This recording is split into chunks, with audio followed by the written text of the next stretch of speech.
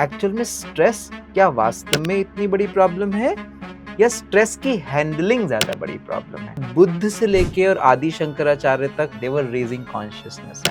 तो सर जैसे आजकल की डिजिटल एज में हमारी जो वर्थ है, क्या वो भी एक अनवांटेड स्ट्रेस है जो हम क्रिएट कर रहे हैं आजकल की? For more than 3 hours of screen time आपकी क्रिएटिविटी, आपके इमोशंस, हर चीज को बहुत ज्यादा इम्पैक्ट करता है। जब आप कमरे में अकेले हो जी, तब जो आपसे मुलाकात करता है वो आपका ऑथेंटिक सेल्फ है। बर्नआउट फील करते हैं आजकल अक्सर, क्योंकि हसल कल्चर बना हुआ है, लोग बहुत ज़्यादा कॉम्पिटिटिव हैं, बहुत ज़्यादा काम कर रहे हैं। लेटते ही 15 मिनट के अंदर अंदर गहरी नींद नहीं आ जाती, आप पूरी तरीके से सोने की आर्ट भूल चुके हैं। नॉन ट्रेडिशनल करियर्स लोग चुनना पसंद कर रहे हैं, उसको लेके एक्सेप्टेंस पेरेंट्स में है नहीं। One of the reasons why a lot of burnout is happening is because कहीं ना कहीं आजकल रिलेशनशिप बहुत सुपरफिशियल हो गए हैं, तो उसको हम वापस कैसे ला सकते हैं? जो बोएंगे वही पाएंगे। That is loneliness. Loneliness is creeping in and it's going to be another एक पैंडेमिक की तरफ फैलेगा कुछ टाइम बाद। जी, एब्सोल्यूट कंज्यूमरिज्म, जैसे इंस्टेंट ग्रेटिफिकेशन, 2 मिनट नूडल बन गए हम जी, लोग। तो हमको रिलेशनशिप भी 2 मिनट में चाहिए। हम में से कम 50% लोग ऐसे हैं जिनको लगातार एंजाइटी के माइल्ड अटैक्स पड़ते हैं और उनको पता ही नहीं होता कि उनको एंजाइटी का अटैक पड़ रहा है। Stress is never a problem. How do you process stress, that is the most important. बेपरवाह बनना है, लापरवाह नहीं बनना है। कम से कम 20% स्ट्रेस खत्म करने की मैं गारंटी आपको देता हूँ।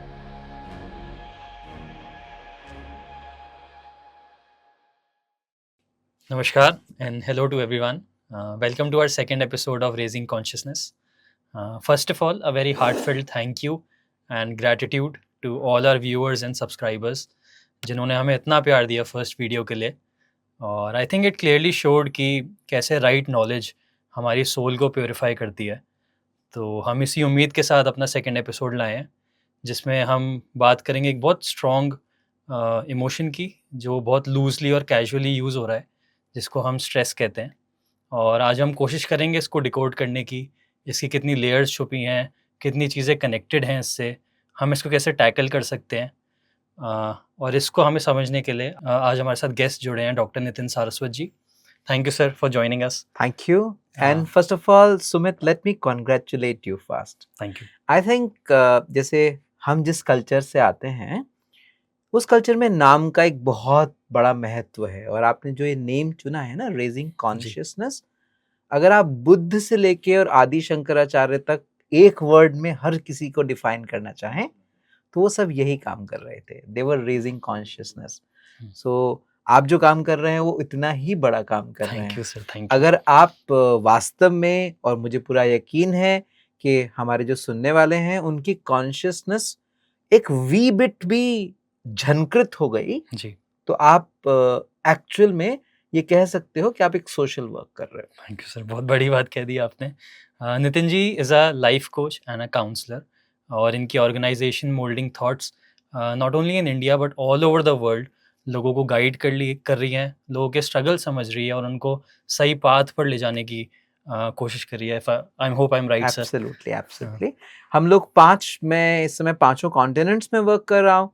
अभी तक मुझे ये बताते हुए बहुत खुशी हो रही है कि मैं करीबन 500,000, लगभग 5 लाख से ज्यादा लोगों के साथ दैट्स अब वंडरफुल। तक काम कर चुका हूँ। और साथ ही साथ ये दिखाता है कि जो ह्यूमन प्रॉब्लम्स है ना, वो कितनी एक ही जैसी हैं। मतलब हम दिखने में कास्ट, क्रीड, कलर अलग अलग दिखते हैं, पर हमारी प्रॉब्लम्स बिल्कुल एक ही जैसी होती हैं। और आज जो टॉपिक आपने चुना है, जी, मुझे लगता है वो शब्द बेचारा बहुत बदनाम ज्यादा है। जिसे हम कहते हैं ना स्ट्रेस, एक्चुअल में स्ट्रेस क्या वास्तव में इतनी बड़ी प्रॉब्लम है या स्ट्रेस की हैंडलिंग ज्यादा बड़ी प्रॉब्लम है, प्रोसेसिंग ज्यादा बड़ी प्रॉब्लम है। क्योंकि ऐसा नहीं है कि केवल जेन जी के लिए ही स्ट्रेस क्रिएट जी, हुआ, जबकि अगर हम इन जनरेशन्स को थोड़ा तोड़ के देखें तो पहले, जिन्हें हम गोल्डन ब्लूमर्स कहते हैं, उससे पहले की जनरेशन को साइलेंट जनरेशन बोलते हैं। उसके बाद जनरेशन एक्स आती है, फिर जनरेशन वाई आती है, देन जेन जी है, और अब जेन अल्फा की हम बात कर रहे हैं। अगर आप मुझसे पूछें तो सबसे ज्यादा फिजिकली डिफिकल्ट टाइम जो देखा वो एक्चुअल में जेन जो आपका एक्स था उसने जी। देखा। जेन एक्स मीन्स कौन से ईयर के बीच में? ये आप मान 1980 के आसपास बॉर्न ओके जो लोग हैं, ओके। तो आप ये देखिए कि वो सबसे ज्यादा ट्रांसफॉर्मेटिव एज देखी है उन्होंने डिजिटली। हर तरीके से, ओके। हर तरीके से। तो अगर हम देखें तो हम अपने आप से एक क्वेश्चन पूछ सकते हैं, जैसे हर खासकर जैसे आपका टॉपिक क्योंकि जेन जी को लेकर ज्यादा फोकस्ड है, तो जैसे जो जेन जी हैं, आप एक क्वेश्चन अपने आप से पूछिए, how many of your stresses are actually first world problems and how many of your stresses are a life scare. अगर हम इतनी सी बात को भी पकड़कर बात करना शुरू करें ना सुमित, जी। तो मुझे लगता है हम जेन ज़ी के 90% स्ट्रेस को एड्रेस कर सकते हैं। Hopefully sir. Sir, to start this conversation, अगर हम स्ट्रेस वर्ड को समझना चाहें तो स्ट्रेस एक रिस्पॉन्स है या इमोशन है, या कुछ इमोशंस के थ्रू एक बॉडी रिस्पॉन्स करती है स्ट्रेस? देखिए, हम इसको अगर टेक्निकल ना बनाकर एक चीज समझें जी। कि मेरी लाइफ में जब जब कोई एक ऐसी सिचुएशन आएगी जो मुझसे इतना ज्यादा एक एफर्ट मांगेगी जिससे मैं अपने कंफर्ट जोन से बाहर आऊंगा, तो उसका जो जो स्टेट है उसका नाम स्ट्रेस है। ओके। तो आप जब जब स्ट्रेस में हैं, स्ट्रेस एक्चुअली कोई बहुत बुरी चीज नहीं है। बहुत लंबे समय तक स्ट्रेस, बहुत ज्यादा स्ट्रेस एक प्रॉब्लम है, जी। पर स्ट्रेस से कहीं ज्यादा बुरी जो प्रॉब्लम है वो है anxiety. Okay. Unfortunately the silent killer in the family of stress is anxiety. Okay. और सबसे मजेदार बात यह है कि 90% लोग एंजाइटी को ओवर थिंकिंग कह के उस पर कभी ध्यान ही नहीं देते। हमें से कितने लोग हैं जो जेन्युइनली राइट रीजंस की वजह से स्ट्रेस्ड हैं, और कितने लोग हैं जो रॉन्ग रीजंस की वजह से स्ट्रेस्ड हैं। ये पूछना खुद से बहुत इंपॉर्टेंट है। पूछना बहुत जरूरी है अपने जी। आप से, क्योंकि कहीं ऐसा तो नहीं कि जस्ट बिकॉज मैंने किसी को 15 मिनट पहले एक मैसेज भेजा, मैं जेन जी के टिपिकल स्ट्रेसेस की बात कर रहा हूँ, जी। और उसने मुझे स्क्रीन जोन कर दिया और मैं इसीलिए स्ट्रेस्ड हूँ। तो ये फर्स्ट वर्ल्ड स्ट्रेस है। This is a stress, a stressor which was not needed at all. You created the stress out of choice. आपकी बॉडी, आपके माइंड को आपने गलत स्टिमुलाई पे गलत रिएक्ट करना सिखा दिया। तो अगर आप गलत स्टिमुलाई पे गलत रिएक्ट करना सिखाएंगे तो अब आपका इमोशन भी गलत क्रिएट होगा और आपकी फीलिंग भी गलत क्रिएट होगी। बिकॉज आपके जो जो हॉर्मोन्स आपके अंदर stress as an emotion create कर रहे हैं, वो सारे के सारे भी आपके स्टिमुलाइज ही तो है ना, ट्रेनिंग है आपकी माइंड की, और फिर फीलिंग्स हैं आपके अंदर जो क्रिएट होते हैं। उन सबको जब तक हम ट्रेंड करना नहीं सीखेंगे, जब तक हम जिंदगी को, जो आपका वर्ड है ना कॉन्शियसनेस, जितना हम जिंदगी की कॉन्शियसनेस से दूर होते चले जाएंगे, उतना हमारी लाइफ में अनवांटेड, अनवारंटेड स्ट्रेसेस बढ़ते चले जाएंगे। तो सर, जैसे आजकल की डिजिटल एज में जहाँ पे सोशल मीडिया हमें इतना इन्फ्लुएंस करता है, जहाँ पे हमारी जो वर्थ है वो व्यूज़, लाइक्स और कमेंट्स से जज होती है, क्या वो भी एक अनवांटेड स्ट्रेस है जो हम क्रिएट कर रहे हैं आजकल की एज में? मैं कहूँगा कि जब एप्पल के फाउंडर से आईपैड लॉन्च होने के बाद एक इंटरव्यू में पूछा गया कि आपके बच्चे तो बहुत खुश होंगे क्योंकि उनके पास आईपैड होगा, तो आप जानते हैं उनका रिप्लाई क्या था? मैं अपने बच्चों को डिजिटल बीमारी से दूर रखता हूँ, they don't have an iPad. अगर आपका, सबसे पहली चीज, यदि आपकी लाइफ में जो आपका स्क्रीन टाइम है पूरे दिन में, किसी भी तरीके का स्क्रीन जो आप देखते हैं, अंटिल स्क्रीन आपका वर्क ना हो, अगर आपका स्क्रीन टाइम 3 घंटे से ज्यादा बढ़ चुका है, तो अब आप अपने ब्रेन को डैमेज कर रहे हैं। आप स्ट्रेस की तो बात ही छोड़ दीजिए, 3 hour, more than 3 hours of screen time आपकी क्रिएटिविटी, आपके इमोशंस, हर चीज को बहुत ज्यादा इम्पैक्ट करता है।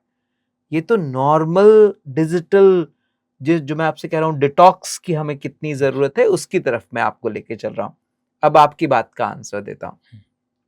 यदि आपने अपने आप को इस डिजिटल वॉर का हिस्सा बना लिया जहां लाइक्स और फोमो आपको पकड़ने लगा और आपको लगने लगा कि घूमने जाने से ज्यादा खाना खाने से ज्यादा जरूरी है उस खाने की फोटो खींचकर इंस्टाग्राम पर अपलोड करना, तो अब आप एक ऐसे स्ट्रेस का लगातार हिस्सा हैं जो आपको कंपैरिजन कंपटीशन के थ्रू आपकी कॉन्शियसनेस एंड आपकी पीस एंड ब्लिस को लगातार डिस्ट्रॉय करता रहेगा। और जानते हैं सुमित, सबसे ज्यादा फनी बात क्या है? It is self sabotage. हमें इसकी कोई जरूरत ही नहीं है। ये फर्स्ट वर्ल्ड प्रॉब्लम से भी मैं ऊपर वाली प्रॉब्लम कहता हूं। ये प्रिविलेज प्रॉब्लम है। तो हमारी जो 90% प्रॉब्लम्स हैं, 90% स्ट्रेसेस हैं, वो privilege and first world stresses हैं। खासकर डिजिटल के लिए तो मैं अपने सभी मित्रों से, खासकर जेन जी एंड जेन अल्फा से तो खास रिक्वेस्ट करूंगा, कम से कम हफ्ते में एक दिन एक डिजिटल डिटॉक्स जरूर किया कीजिए। Second, be very mindful what you watch on this digital media. आप कुछ इसी को बहुत अच्छे से इस्तेमाल करेंगे तो ये आपकी माइंड को ग्रो करने की कोशिश में हेल्प करेगा। जी बिल्कुल। पर अगर आप इसी को नेगेटिव चीजों के साथ इस्तेमाल करने लगेंगे तो ये आपको बहुत ज्यादा डैमेज कर सकता है। हर चीज़ का इफेक्ट पड़ता है। Exactly. And sir, social media के थ्रू शायद कहीं ना कहीं एक कांस्टेंट कंपैरिजन भी बना रहता है, तो शायद वो भी एक बहुत बड़ा फैक्टर है लोगों के स्ट्रेस में आजकल। बहुत बड़ा फैक्टर है। आप अगर कभी भी कंपैरिजन में पड़ेंगे तो कंपैरिजन पूरी तरीके से आपकी एबिलिटी को भी डाउन करने लगता है। बिकॉज कंपैरिजन क्या करेगा? कंपैरिजन आपको रॉन्गली compete कराने लगेगा। आप अपनी किसी की तरह दिखने की कोशिश करने लगेंगे, बिल्कुल। आप किसी की तरह सक्सेसफुल होने की कोशिश करने लगेंगे, और जब भी आप ये सारी कोशिश शुरू करेंगे तो आपका ऑथेंटिक सेल्फ डिस्ट्रॉय होने लगेगा। Ask yourself a very simple question and आपका कम से कम 20% स्ट्रेस खत्म करने की मैं गारंटी आपको देता हूं। सिर्फ अपने आप से एक क्वेश्चन पूछिए, मैं अपने ऑथेंटिक सेल्फ को कितना एक्सेप्ट करता हूं? ऑथेंटिक सेल्फ की बात कर रहा हूं, उस सेल्फ की बात नहीं कर रहा हूं जैसे आप प्रोजेक्ट करते हैं। जी। आप जब अकेले कमरे में हो, हमारे एक बहुत राजस्थान के बहुत बड़े शायर हैं शीनकाफ निजाम साहब, उनका एक बहुत प्यारा शेर है, तू अकेला और ये कमरा बंद, अब तो ये चेहरा उतार कर रख दे। जब आप कमरे में अकेले हो जी। तब जो आपसे मुलाकात करता है वो आपका ऑथेंटिक सेल्फ है। क्या उसको आप एब्सोल्युटली एक्सेप्ट कर सकते हो? क्या आप अपने सेल्फ को प्यार कर सकते हो? जितनी सेल्फीज आप दूसरों को दिखाने के लिए खींचने पे मुस्कुराते हो, क्या आप अकेले बैठकर मुस्कुरा सकते हो? बिलीव मी, अगर आप ऐसा कर सकते हो ना तो आप अपने कम से कम 50% स्ट्रेस को गुड बाय बोल सकते हो। वेरी नाइसली एक्सप्लेन्ड सर, क्योंकि कहीं ना कहीं सोशल मीडिया पे लोग प्रोजेक्ट करते हैं अपनी परफेक्ट इमेज दिखाने के लिए। एग्जैक्टली। लेकिन आपने बहुत अच्छे से समझाया है ये बात। और सर, जब हम अपने काम की वर्क प्लेस की बात करते हैं आजकल, तो एक शब्द आता है बहुत ही ट्रेंडिंग, जो कि है बर्नआउट। तो लोग बर्नआउट फील करते हैं आजकल अक्सर, क्योंकि हसल कल्चर बना हुआ है, लोग बहुत ज़्यादा कॉम्पिटिटिव हैं, बहुत ज़्यादा काम कर रहे हैं। तो कहीं ना कहीं लोग जॉब स्टार्ट करने से ही पहले ही बर्नआउट हो रहे हैं। तो इसके पीछे क्या रीज़न है आजकल? बहुत प्यारा क्वेश्चन है। आप कभी बर्नआउट नहीं होंगे यदि नंबर 1, आप जो कर रहे हैं उसे करना आपको पसंद है। जैसे फॉर एग्जाम्पल, मैं हर रोज लगभग 10 घंटे काम करता हूँ जी। और देखिए, मैं इवन अपने वीकेंड पे भी कुछ ना कुछ प्रोडक्टिव करने की कोशिश करता हूँ, पर I thoroughly enjoy my self. It's your passion. It's my passion. तो आप जो कर रहे हैं, या तो जो आपका पैशन है उसी को अपना प्रोफेशन बना लीजिए, और अगर नहीं बना सकते हैं तो जो आपका प्रोफेशन है ना उसे एंजॉय करना सीखिए। अगर आप अपने पैशन को, प्रोफेशन को मजबूरी की तरह करेंगे तो आप भले ही कम काम करें, आप बर्नआउट होने लगेंगे। First reason. Second reason of the burnout, आपका लल टाइम कैसा गुजरता है? आप अपने आप को रिलैक्स कैसे करते हैं? आप अपने आप को रिचार्ज कैसे करते हैं? जैसे आपका बैटरी रिचार्ज है, तो आप अपना इवन जो आपका मोबाइल है उस मोबाइल की बैटरी को भी रिचार्ज करने का पूरा ध्यान रखते हैं। आप खुद की बैटरी को कैसे रिचार्ज करते हैं? How good is your sleep? How good is the time जब आप अपने साथ वक्त गुजारते हैं? सबसे बड़ी जो प्रॉब्लम हुई है, जो आपके पहले क्वेश्चन से भी कनेक्टेड है, हमको ये मोबाइल या कुछ टीवी या स्क्रीन के बिना 5 मिनट भी अपने साथ समय गुजारने की आदत बंद हो चुकी है। True, very true.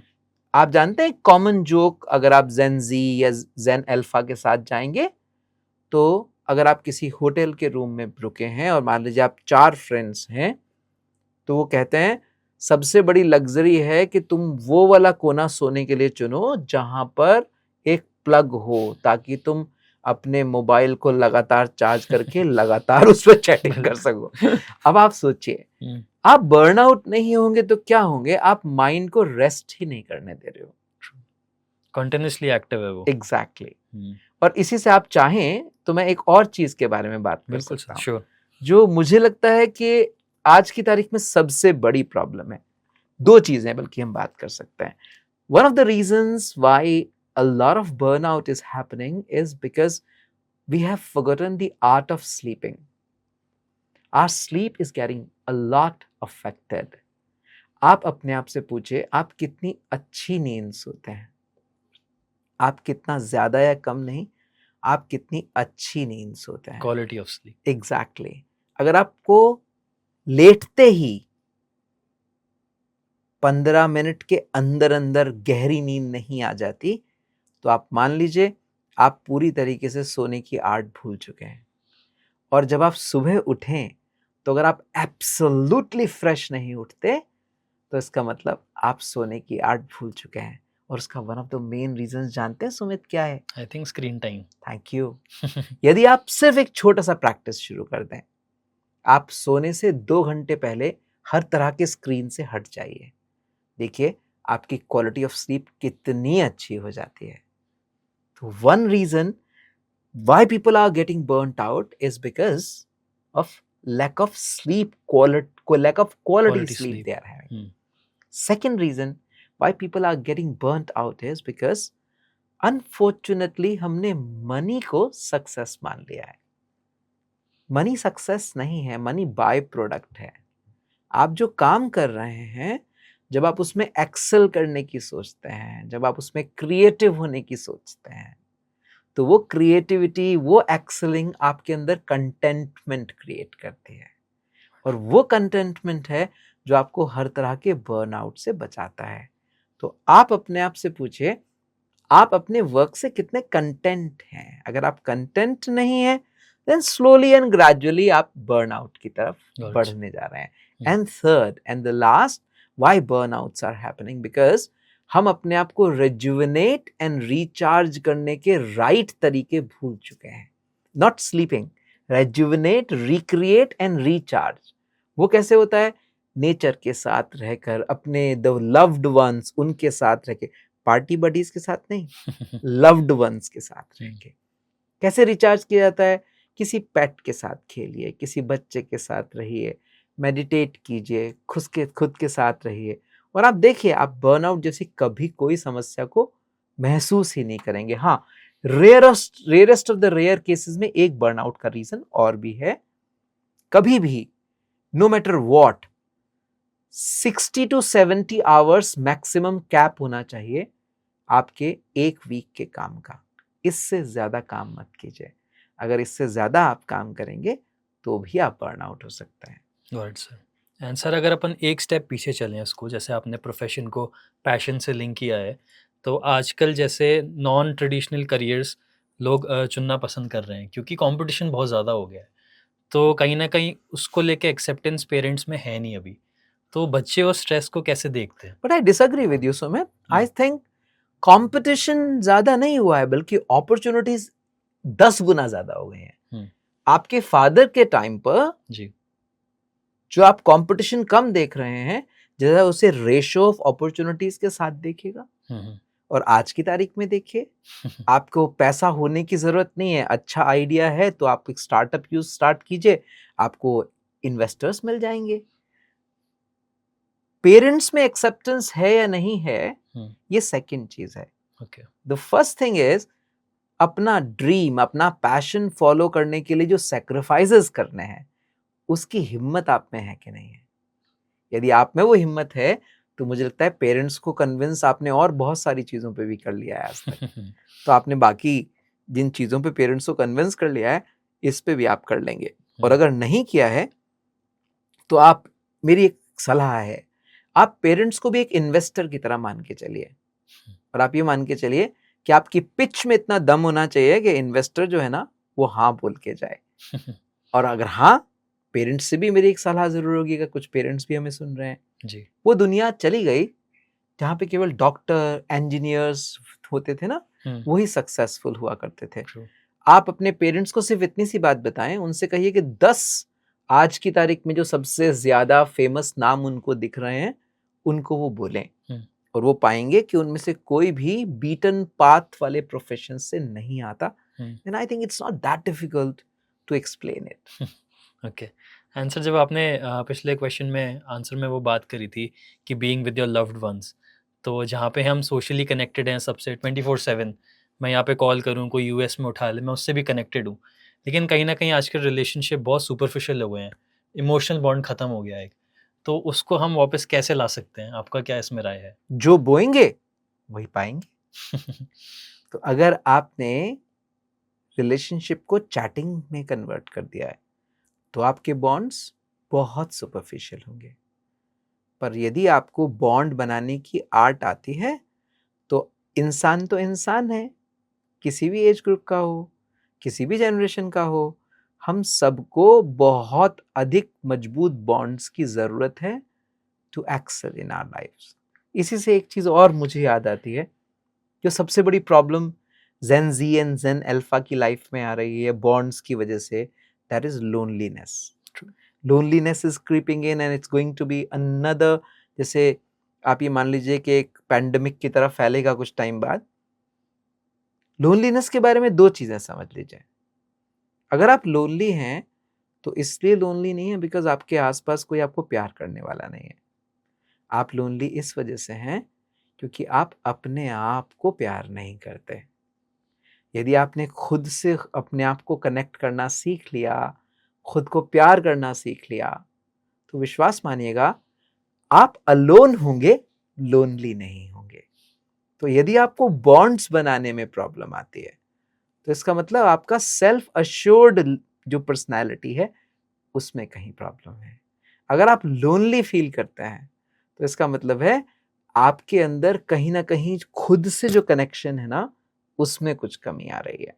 और बॉन्ड्स बनाने के कुछ सिंपल रूल होता है। अगर आप बॉन्ड्स कनेक्ट करना चाहते हैं, आप 10 लोगों के साथ सेल्फलेसली जुड़िए, 10 लोगों के साथ अपने इमोशंस को बहुत प्योरली इन्वेस्ट कीजिए, 10 लोगों के साथ वल्नरेबल होने का रिस्क उठाइए, 2 बॉन्ड मिल जाएंगे। क्योंकि जब आप 10 लोगों के साथ इस तरह से पूरा सेल्फलेसली जुड़ते हैं जी, तो 2 लोग वापस आपसे जुड़ने लगता है। यही सिंपल मैथमेटिक्स है बॉन्ड्स का। तो लोनलीनेस सर इस जनरेशन में ज़्यादा हुई है, पहले भी थी? इस जनरेशन में ज्यादा होनी ही है। 2-3 रीजंस हैं। पहला, हम जब 24 घंटे अपने मोबाइल से चिपके रहेंगे तो हमारा कम्युनिकेशन कहाँ होगा। True. हम कम्युनिकेट नहीं कर रहे, हम कनेक्ट कर रहे हैं सिर्फ। तो कनेक्ट और कम्युनिकेट का डिफरेंस बहुत समझना difference. पड़ेगा। जब आप किसी व्यक्ति से फेस टू फेस बात करते हैं, इन पर्सन बात करते हैं, और आप किसी व्यक्ति से केवल मोबाइल पे बात करते हैं, तो बहुत अंतर आता है। फर्स्ट रीजन तो ये है। सेकंड, जो एक जेन्युइन प्रॉब्लम है, लाइफ की स्पीड बहुत बढ़ गई है। तो लाइफ की स्पीड बढ़ने की वजह से भी बॉन्ड्स में कमी आती है। थर्ड, फैमिली के साइज छोटे हो गए हैं। तो ऑफ कोर्स इस जनरेशन को जिस तरह से, जैसे एक बहुत प्यारा स्टेटमेंट है, अगर आज आप ये जानना चाहते हैं कि आप कितने अमीर हैं, तो उसका सबसे आसान तरीका है, your network is your net worth. मैं कहता हूं एक स्टेप और आगे लेके जाइए। Your network is not your net worth, your bonds and network is your net worth. आप नेटवर्क में तो केवल काम के लोगों से जुड़ते हैं, बॉन्ड में आप बेवजह लोगों से जुड़ते हैं। कितने लोगों को आप बेवजह मिलते हैं, कितने लोगों को आप बेवजह बात करते हैं, मुलाकात करते हैं, हेल्प करते हैं। वो जो स्ट्रेंथ आपके अंदर क्रिएट होती है, वो आपको ये विश्वास दिलाती है कि अगर आपकी जिंदगी में एक दो रिश्ते आप खो भी दें, which you are bound to lose, by the way, ऐसा हो ही नहीं सकता कि आपकी लाइफ में रिलेशनशिप्स लूज नहीं होंगे, तो भी यदि आपने लोगों में इन्वेस्ट करना जानते हैं तो आपको ये विश्वास होगा अपने बारे में कि अगर एक दो रिश्ते खो भी गए तो मैं नए बना लूंगा। पर अगर इसका उल्टा हो कि आपने कभी रिश्तों में इन्वेस्ट करना सीखा ही नहीं है तो क्या होगा? तो फिर यही होगा कि जो गलती से एक दो रिलेशनशिप एक्सीडेंटली आपको मिल जाएंगे, आप उन पर इतना डिपेंडेंट होने लगेंगे कि अगर वो कभी गॉड फॉरबिड आपके हाथ से निकल गए, so it will be a crashing moment in your life and you will feel very lonely. तो मतलब इससे मतलब आपका वो खुद का एक रिलेशनशिप बहुत स्ट्रांग होना चाहिए खुद से। Exactly. एंड सर जैसे अभी आपसे मैं बात कर रहा हूँ, बहुत पॉजिटिव वाइब्स आ रही हैं और मतलब ये शायद एक साइन होता है कोई आदमी का जो अंदर से बहुत पीसफुल है, जो बहुत कंटेंट है। एंड जैसे मान लीजिए कोई बंदा बहुत स्ट्रेस्ड आउट है तो उसके यहाँ से एक नेगेटिव वाइब्स आती हैं, तो कहीं ना कहीं एक रबिंग इफेक्ट भी होता है। जैसे आप पॉजिटिव है, आप मेरे में पॉजिटिव एनर्जी ला रहे हैं, तो मान लीजिए कोई स्ट्रेस्ड आउट बंदा है, तो क्या उसकी एनर्जी हम में आती है, हमारी एनर्जी उसमें जाती है? बहुत प्यारा क्वेश्चन है। साइकोलॉजी में इसे हम इमोशनल कन्वर्जेंस कहते हैं। तो आपके इमोशन और मेरे इमोशन में एक झगड़ा होगा हमेशा और जो इमोशन ज्यादा मजबूत होगा वो इमोशन टेक ओवर कर लेगा। तो अगर सुमित की स्माइल ज्यादा इन्फेक्शियस है तो मैं उसे कैच कर लूंगा, और मेरा ग्रिन अगर ज्यादा इन्फेक्शियस है तो सुमित उसे कैच कर लेंगे। It is very important to surround yourself with very positive people. हमेशा अपने आप को बहुत पॉजिटिव लोगों के साथ रखिए, और सबसे ज्यादा जरूरी है एक पॉजिटिव इंसान आपके साथ जरूर हो, और वो होना चाहिए आपका खुद का सेल्फ। तो इससे पहले कि आप बाकियों को ढूंढने लगे whether some people around you are positive और नॉट, पहले अपने आप को देखिए आपका इनर कम्युनिकेशन क्या कहता है। आपके भीतर एक आवाज है ना, कचर कचर कचर हमेशा बोलती रहती है, उसको सुनने की आदत डालिए। जब आप उसको सुनेंगे तो आपको मालूम चलेगा कहाँ कहाँ वो कितना कुछ एंजाइटी प्रॉन कॉन्वर्सेशंस करती है। वो रुकना बहुत जरूरी है, बिकॉज वो भी तो एक तरह का इमोशनल कन्वर्जेंस कर रही है ना। बिल्कुल। तो वो हम रोकेंगे, हम पॉजिटिव होंगे, तो फिर बड़ा मजेदार काम होता है। अगर आप एक पॉजिटिव पर्सनैलिटी हैं तो अननोइंगली आप पॉजिटिव लोगों को अट्रैक्ट करने लगता है। आई थिंक सर आजकल के फास्ट पेस्ड वर्ल्ड में थोड़ा सा स्लो डाउन होना बहुत ज़रूरी है, जहाँ पे हमें कॉमर्स, जहाँ पे हमें ग्रोसरीज 5 मिनट में चाहिए, खाना हमें 10 मिनट में चाहिए, तो कहीं ना कहीं ये भी एक फैक्टर है कि हम स्लो डाउन नहीं हो रहे हैं, कंटेंट फील नहीं कर रहे हैं। कंज्यूमरिज्म, जी, एब्सोल्यूट कंज्यूमरिज्म। जैसे इंस्टेंट ग्रेटिफिकेशन, 2 मिनट नूडल बन गए हम लोग, तो हमको रिलेशनशिप भी 2 मिनट में चाहिए। वो तो नहीं हो सकता। धीरे धीरे रे मना धीरे सब कुछ होए, माली सींचे 100 घड़ा ऋतु आए सब फल होए। तो रिलेशनशिप तो अपना टाइम लेगा, बॉन्ड तो अपना टाइम लेगा। ऐसे ही सक्सेस के साथ है। आप किसी भी चीज को सक्सीड कराने के लिए एफर्ट करते हैं तो वो अपनी ही पेस पे ग्रो होने वाली है। अगर आपने अपने आप को, I think slow down is not the right word. Okay, the right word is, are you patient enough और नॉट। अगर आप पेशेंट हैं, अगर आप इम्पल्सिव नहीं हैं, तो आपको पता होगा कि स्पीड की इज्जत करिए, पर स्पीड के साथ साथ कहां रुक जाना है, वरना वही 2 पंक्तियां हम में से सब पर लागू होने लगेंगी। The good news is you came the long way, the bad news is you came the wrong way. तो हो सकता है स्पीड बहुत तेज रही हो। अगर मैं पेशेंट हूं, अगर मैं ऑब्जर्वेंट हूं, patient with yourself, patient with everything, patient with yourself, patient with your surrounding, patient with the people around you, why it is becoming very difficult for Gen Z and onwards to be in marriages? Because when you are in a marriage or a relationship, the first thing that you require is patience and flexibility. क्योंकि सामने वाले व्यक्ति को आपके according और आपको सामने वाले के अकॉर्डिंग थोड़ा एडजस्ट करना पड़ता है जी। Why Gen Z is having a hard time in their offices with their bosses? किसी भी अथॉरिटी फिगर के साथ प्रॉब्लम क्यों आती है? बिकॉज अथॉरिटी फिगर को आपसे ज्यादा एक्सपीरियंस होता है, और कई बार वो अगर सही भी कह रहा होगा, you need a lot of patience and flexibility to understand. और कई बार हो सकता है you are bringing a new lease of life, a new thought process, उसको सामने जो आपका जो बॉस है उसको समझाने के लिए भी आपको पेशेंस एंड फ्लेक्सिबिलिटी चाहिए होगी। जितनी पेशेंस एंड फ्लेक्सिबिलिटी आप अपने अंदर क्रिएट करेंगे, उतना ही आपकी लाइफ की क्वालिटी बेटर होती चली जाएगी। आई थिंक आपने फ्लेक्सिबिलिटी का बहुत अच्छा पॉइंट उठाया सर, क्योंकि कहीं ना कहीं ये जो आज की जनरेशन है जब वर्क प्लेस पे जाती है तो एक टर्म चलता है क्वाइट क्विटिंग, जिसको हम कहते हैं, जिसमें आदमी जो काम कर रहा होता है 8-9 घंटे जी। उसको उतना ही करना है, उसको 1 मिनट एक्स्ट्रा नहीं करना है। तो ये कहाँ से आया है, मतलब नहीं, ये? Actually quiet quitting is when you are no more actively participating in your job. Okay. एक तरीके से आप नौकरी बस इसलिए कर रहे हो क्योंकि आपको दूसरी जॉब नहीं मिली है, that is quiet quitting. Okay and moonlighting and quiet quitting is very common these जी। डेज। तो क्वाइट क्विटिंग ये है कि उसका इंटरेस्ट, पैशन खत्म हो गया है अपनी जॉब के लिए। Reason is again the same. अगर आपने हाई एड्रेनलिन रश में जिंदगी जीने की आदत डाल ली है, तो आपको हर चीज जो भी रिपीटेटिव होगी वो बोरिंग लगने लगेगी। और जब आपको हर चीज जो रिपीटेटिव है वो बोरिंग लगने लगी, now that is where you need to understand life की मोस्ट असेंशियल चीजें तो रिपीटेटिव होती हैं। आप फूड रिपीटेटिव खाते हो जी, आपको काम भी रिपीटेटिव, ऑफिस रोज जाना पड़ेगा, काम रोज करना पड़ेगा। This is where discipline comes into the picture. आप कितने डिसिप्लिन्ड हैं। आप जॉब चेंज कर सकते हैं, बिल्कुल सही बात है, रिस्क ले सकते हैं, बिल्कुल सही बात है, पर अगर ये राइट रीजंस की वजह से हो रहा है तो ही तो सही बात है ना। अगर जस्ट बिकॉज आपको हाई एड्रेनलिन रश की आदत पड़ गई है and all of a sudden आप किसी भी चीज को कहते हैं दिस इज बोरिंग, नहीं, बोरिंग नहीं। जिंदगी में हर चीज आपको पार्टी की तरह आनंद दे वो जरूरी नहीं है। बहुत सारे प्लेजर्स जो होते हैं वो जितने डिले किए जाते हैं उतने बेटर होते जाते हैं। Got it sir. तो सर जैसे अभी आपने पेशेंस और फ्लेक्सिबिलिटी का पॉइंट उठाया, तो आप थोड़ा सा एक्सप्लेन करिए कि स्ट्रेस और एंजाइटी में क्या फ़र्क है? देखिए, स्ट्रेस के लिए हमें एक स्ट्रेसर चाहिए। अगर आपको किसी व्यक्ति को स्ट्रेस हुआ तो कोई एक चीज होनी चाहिए जो उसको स्ट्रेस कर रही है, जिसे हम स्ट्रेसर बोलते हैं जी। स्ट्रेसर खत्म कर दीजिए, स्ट्रेस खत्म हो जाएगा। Okay. Funny thing is, anxiety एक ऐसी चीज है जो केवल आपकी इमेजिनेशन से क्रिएट होती है। तो आप बिना स्ट्रेसर के स्ट्रेस पैदा नहीं कर सकते, पर आप केवल एक, वैसे मुझे टर्म पसंद नहीं है पर अभी जेनरिक टर्म की तरह यूज कर रहा हूं, ओवर थिंकिंग से आप लगातार एंजाइटी में जिंदगी जीते हैं।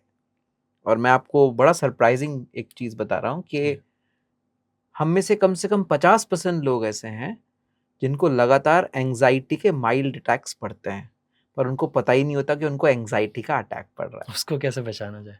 आपको अचानक अपनी हार्ट बीट तेज महसूस होने लगेगी, आपको ऐसा लगेगा जैसे आपकी बॉडी में एनर्जी ही नहीं रही है, आपको बहुत सारे ऐसे थॉट्स आने लगेंगे जिन्हें हम साइकोलॉजी में वर्स्ट केस सिनेरियोस कहते हैं। ओके। जैसे फॉर एग्जांपल, आपके फ्रेंड ने आपने अपने फ्रेंड को 3 बार फोन किया और उसने फोन नहीं उठाया, तो अब आपकी एंजाइटी इससे ही पैदा हो सकती है। मेरा फोन नहीं उठाया, ही और she doesn't love me, they don't value me, XYZ ने फोन किया होता तो देखो उसने जरूर उठा लिया होता, और ये तो actually this person doesn't want to be in my circle. Now what you are doing, you are creating the worst case scenario. आप अपने माइंड में लगातार उस व्यक्ति से झगड़ा कर सकते हो, आप अपने माइंड में लगातार बहुत सारे scenarios, imagination and thinking create कर सकते हो। तो थैंक यू सर सब कुछ अच्छे से एक्सप्लेन करने के लिए। आई होप हमारे व्यूअर्स को कोई बेटर अंडरस्टैंडिंग मिली हो स्ट्रेस के बारे में और इतनी सारी चीज़ों के बारे में जो सर ने कहा है। एंड सर कोई भी आप लास्ट मैसेज जो देना चाहे हमारी आजकल के टाइम में लोगों को? Especially for the youth, always remember one thing. Every time you are stressed and you are not processing your stress well, stress is never a problem. How do you process stress? That is the most important thing. अगर आप stress को ठीक से process करना सीख जाएं तो आप स्ट्रेस को बहुत प्रोडक्टिवली इस्तेमाल कर सकते हैं। I always use 2 words, All you need to do is you need to create a carefree attitude. Just convert your every stress into a carefree attitude. And always remember, carefree attitude is never a careless attitude. बेपरवाह बनना है, लापरवाह नहीं बनना है. अगर आप चीजों में थोड़ी सी बेपरवाही करने लगेंगे, कभी जस्ट कंट्रोलेबल्स को कंट्रोल करने लगिए, अनकंट्रोलेबल्स को कंट्रोल करना बंद कर दीजिए, फर्स्ट वर्ल्ड प्रॉब्लम्स को रिकॉग्नाइज करना शुरू कीजिए और देखिए, life is beautiful and it's waiting for you. Thank you. Thank you.